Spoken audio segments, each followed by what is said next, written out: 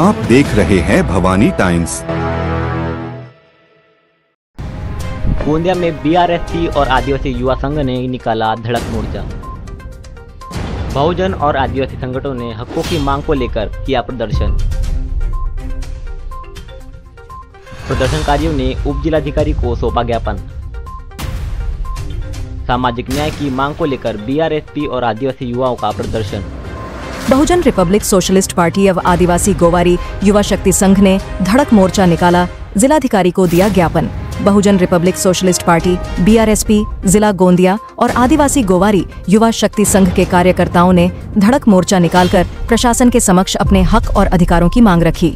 Advocate doctor Suresh Mane के नेतृत्व में यह मोर्चा डॉक्टर बाबा साहेब चौक तहसील कार्यालय से शुरू होकर जिलाधिकारी कार्यालय तक पहुंचा, जहां उप जिलाधिकारी को ज्ञापन सौंपकर आंदोलन समाप्त किया गया।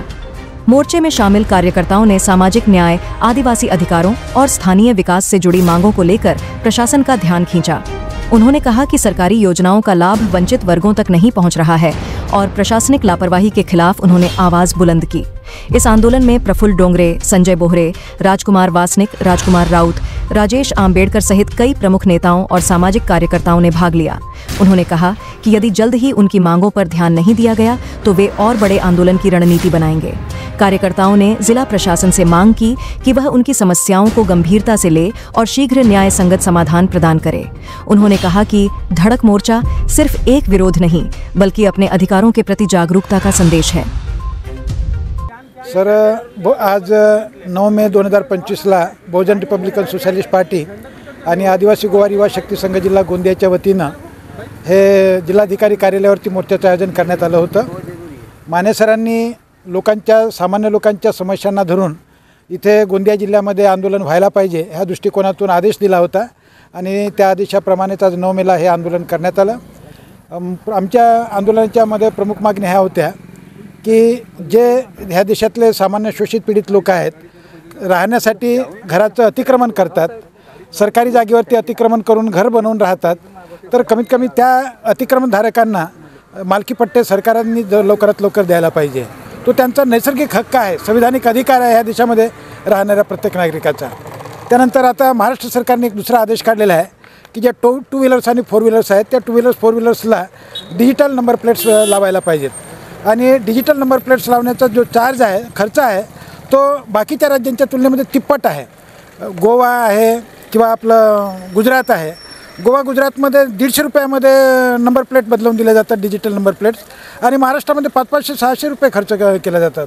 हा शिवाजी महाराष्ट्र जो आहे हा शिवाजी महाराजांचा, महात्मा फुलेंचा, शाहू महाराजांचा, बाबासाहेब आंबेडकरांचा राज्य आहे आणि ह्या राज्यामध्ये जर अशा प्रकारचं अन्याय अत्याचार होत असेल तर ह्या शासन प्रशासनाला थोडंसं काहीतरी वाटायला पाहिजे, ही आमची मागणी आहे।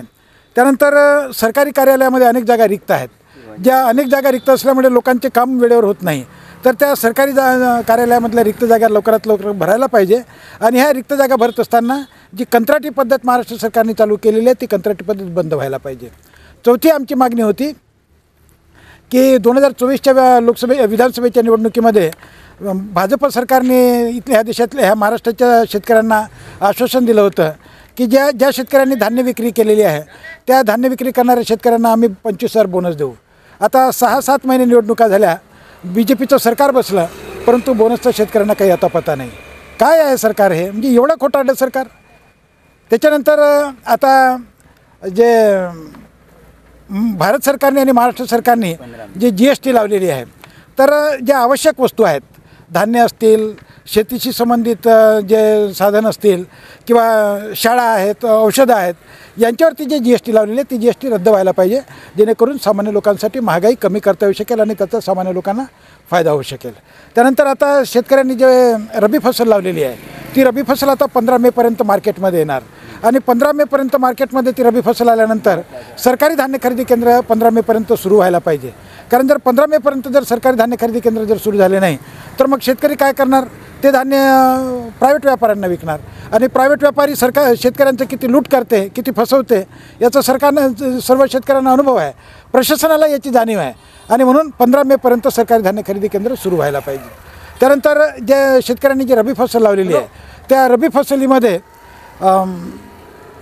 आता धानाची फसल येत आहे, परंतु रबी फसलेला पाणी देण्यासाठी इलेक्ट्रिसिटीचा वेळेवर सप्लाय होत नाही आहे. तर शेतकऱ्यांना 24 तास इलेक्ट्रिसिटी मिळाली पाहिजे, जेणेकरून त्या शेतकऱ्यांना धान्य उत्पादन करायला एक सुविधा होऊ शकेल.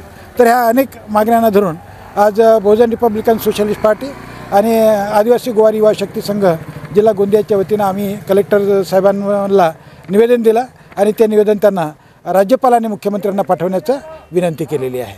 ह्या अशा अनेक मागण्यांना धरून आणि आमचे मित्र आताच त्यांनी सांगितलं की गोंदिया जिल्हा आहे आणि जिल्ह्याच्या ठिकाणी जयस्तंभ चौक जो बसस्टॉप आहे त्या बसस्टॉपवरती साधं टॉयलेटची व्यवस्था नसावी, किती मोठी शोकांतिक आहे. आम्ही ह्या बहुजन रिपब्लिकन सोशलिस्ट पार्टीच्या माध्यमातून बहुजन रिपब्लिकन नगर परिषदेला 5-6 वेळा निवेदन दिलं, परंतु प्रशासनाला जागा येत नाही. म्हणजे इतका म्हणजे बेश्रम प्रशासनाचे अधिकारी आहेत, म्हणजे काय समजावं ह्या प्रशासनाच्या बाबतीमध्ये. तर ह्या तमाम मागण्यांना धरून आज आम्ही निवेदन दिलेलं आहे. बघू किती आमच्या मागण्यांवरती ते विचार करतात, नाहीतर आम्ही याच्यानंतर पुन्हा तीव्र आंदोलन करू. आप देख रहे हैं भवानी टाइम्स.